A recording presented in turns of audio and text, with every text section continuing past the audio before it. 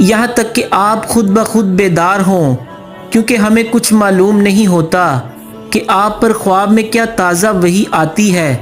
جب حضرت عمر جاگ گئے اور یہ آمدہ آفت دیکھی، اور وہ ایک نڈر دل آدمی تھے، پس زور زور سے تکبیر کہنے لگے۔